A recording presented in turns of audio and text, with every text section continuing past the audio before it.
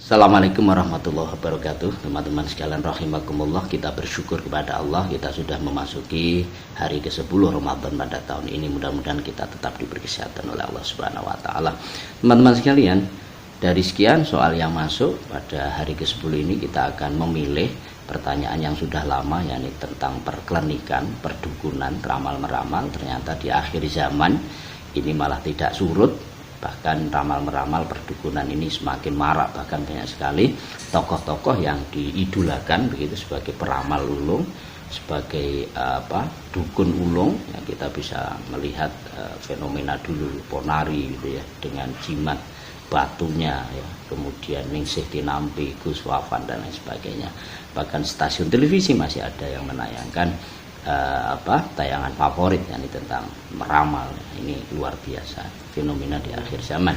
Nah, teman-teman sekalian, kalau kita membahas tentang perdukunan, ramal-meramal, tentu kita coba untuk memilah dua pembahasan besar itu.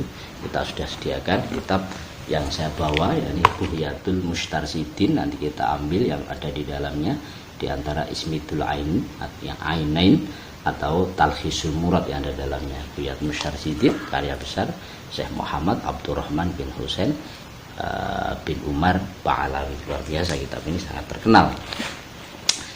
Dan nanti akan kita gabung dengan kitab Sab'atul Kutub ya. Ini karya besar ulama-ulama yang dengan banyak, karena ada 7 kitab di dalamnya. Nah, dua pembahasan ini teman-teman sekalian. Pertama, kita ingin membahas tentang sisi meyakini tuah suatu benda, atau meramal atau meyakini satu ramalan.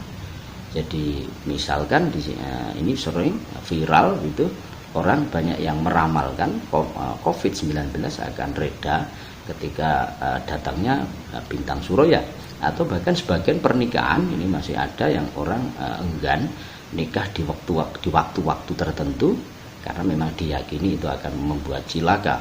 Kemudian juga banyak orang juga meyakini tuah satu jimat ya, keris ya, ake.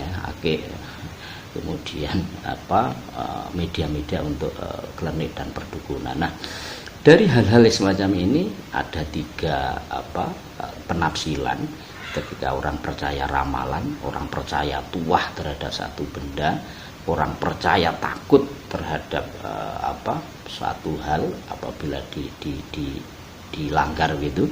Semisal di Jawa pernikahan itu kalau melewati jalan raya ya, dari 2 mempelai, nah, ini akan disebut dengan pernikahan melewati segoro geni. Nah, maka biasanya tidak mau. Nah, 3 penafsiran itu adalah, pertama, dia akan menjadi orang yang kufur. Yakni apabila dia meyakini terhadap ramalan itu dan penyebabnya, jadi penyebab sesuatu dihubungkan dengan dampaknya, atau tuah sesuatu benda dihadapkan pada khasiatnya. Apabila dia meyakini pasti akan terjadi, pasti akan sembuh, pasti akan celaka, kemudian yang menyebabkan itu bukan Allah tapi adalah medianya. Kalau COVID itu adalah karena hilangnya ini karena bintang Suroyanya. Kalau orang sembuh karena batunya, kerisnya, bukan karena Allah, maka dia kufur. Yang kedua adalah bila dia meyakini bahwa muasirnya, jadi yang menyebabkan sembuh, menyebabkan celaka, menyebabkan berhentinya corona, ini Allah. Tapi dia antara sebab musabab, ini dia mentalazumkan, yakni pasti terjadi. Bukan insya Allah, tapi pasti terjadi. Maka ini masih haram. Sedangkan yang selamat adalah apabila orang ini menghubungkan antara sebab dengan musabab, ya, dia hanya mengatakan bahwa ini adalah kebiasaan Allah, menyebabkan ini selesainya COVID, ini sembuh, ini kebiasaan ya, berbarengan dengan takdir Allah, dan yang menyembuhkan, yang menyelesaikan, yang menyebabkan celaka kalau memang terjadi itu adalah Allah semata. Kalau ini maka ini bisa selamat. Ini kita memilih pendapat dari Ibnul Farqah. Coba kita setir, wa dzakara Ibnul Farqah an Syafi'i anahu ingkana al-munajjim yaqul wa yataqidu annahu la yu'athiru illallah. Jadi peramal ini tetap beritikad bahwa yang menyebabkan sesuatu adalah Allah, walakin ajrallah al-ada bi annahu yaqau kada inda kada, akan tapi Allah menjalankan pengadatannya, kebiasaannya bahwa sesuatu ini akan berhenti karena turunnya ini, bahwa ini akan sembuh karena biasanya Allah bersamaan dengan takdir Allah ini, dan masih tetap Allah, wal mu'assiru Allah fahada indila ba'sa bikan. Kalau demikian ini tidak apa-apa. Jadi ada tiga penafsiran, apakah keyakinan dan ramalan itu nanti benar atau tidak, ada yang kufur, ada yang haram, ada yang selamat. Kemudian sesi pembahasan kedua ada tentang perdukunan. Bagaimana hukum profesi dukun? Kalau ini maksudnya adalah ruqyah, jadi pengobatan dengan suwo ya, ruqyah itu, maka diperbolehkan karena sahabat pernah melaksanakan itu, dan ini bisa kita kaji di hadis Sahih Bukhari Muslim itu ya, itu di sana ada.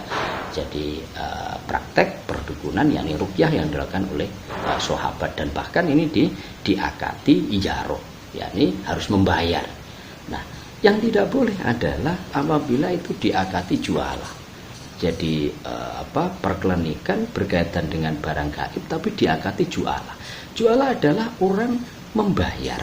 Jadi si dukun membayar, topik membayar apabila dia sudah selesai dan berhasil menghilangkan sesuatu itu atau menyembuhkan sesuatu itu.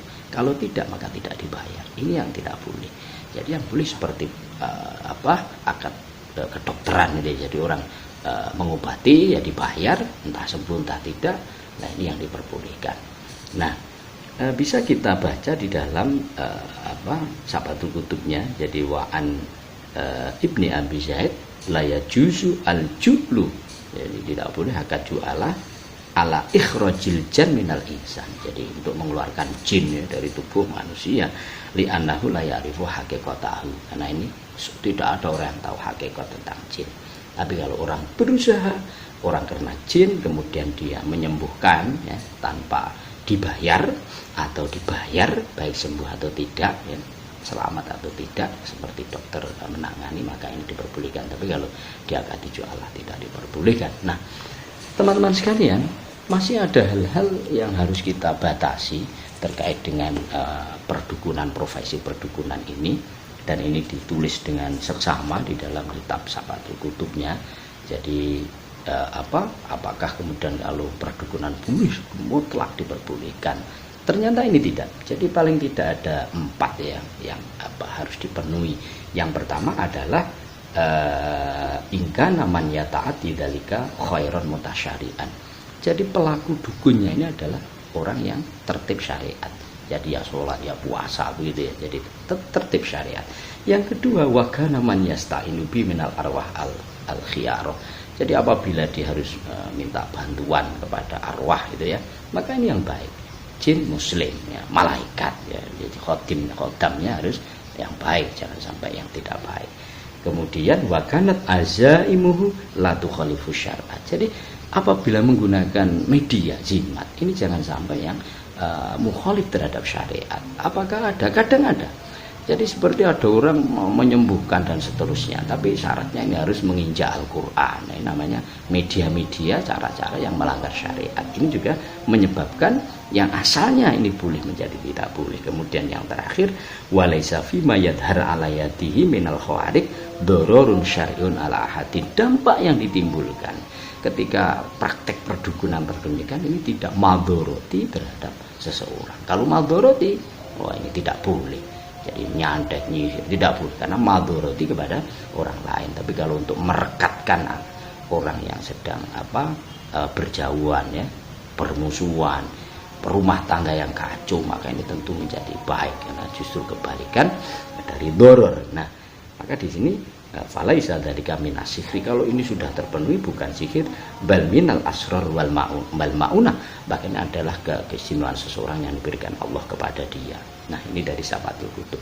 Dari penjelasan ini mudah-mudahan bisa menjawab dari si penanya dan bisa bermanfaat bagi yang lain. Ada kurang lebihnya dalam kita menyampaikan, mohon maaf.